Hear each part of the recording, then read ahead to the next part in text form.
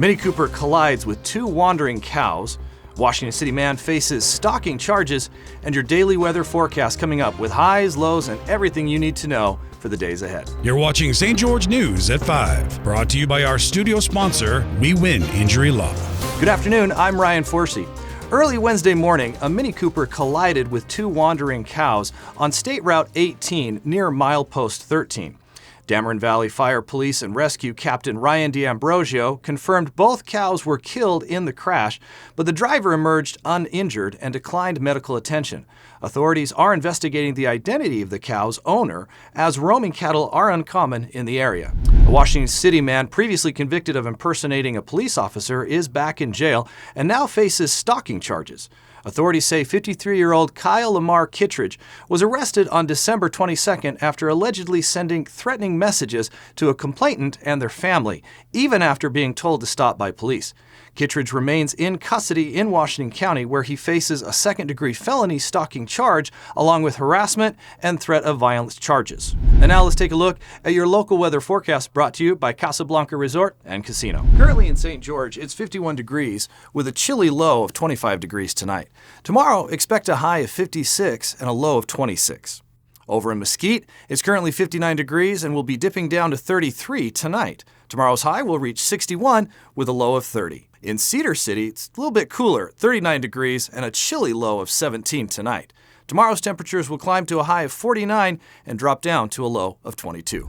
Now we'll head over to Jill Paulson for your weekly update on the Southern Utah real estate market. Sienna Hills consists of several neighborhoods that feature single-family homes, garden homes, villas, vacation homes, condos, and townhomes, and is the home of Ovation Senior Living Center.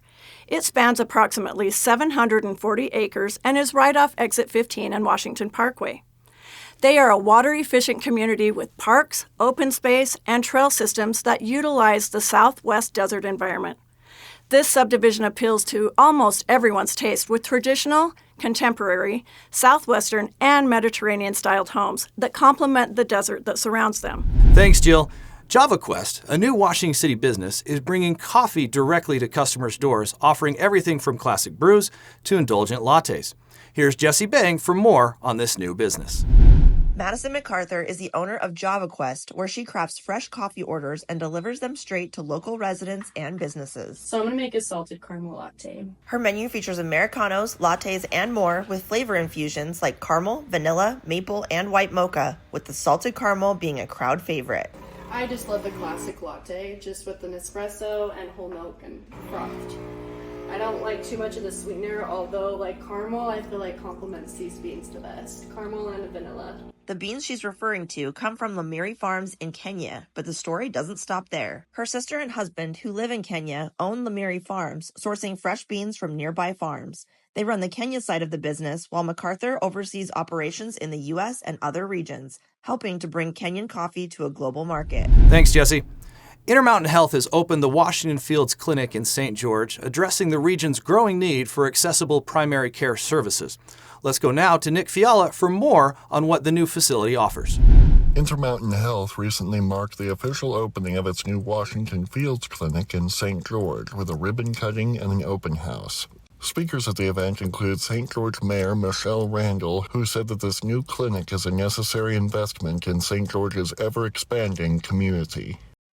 When I moved here, there were 3 primary care doctors and a really tiny hospital. And to see the investment made in our community, and when people complain and really gripe about the growth of St. George, one of the things I bring up is if we didn't have that growth, we wouldn't have this clinic here. I think the investment that Intermountain has put in our community is so beneficial to old-timers that have lived here, born and raised here like my husband, and people moving in all the time because we can't keep them out because it's such a great place to live. Dr. Stephen Clark, Southern Utah's Senior Medical Director for Primary Care, said that the project will give locals better access to needed primary care, which he has been pursuing for nearly a decade. I was initially part of this plan probably 8 years ago. So, sorry, it's been a long time coming.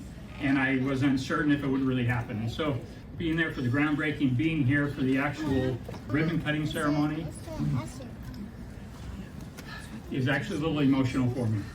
All right, 1, 2, 3.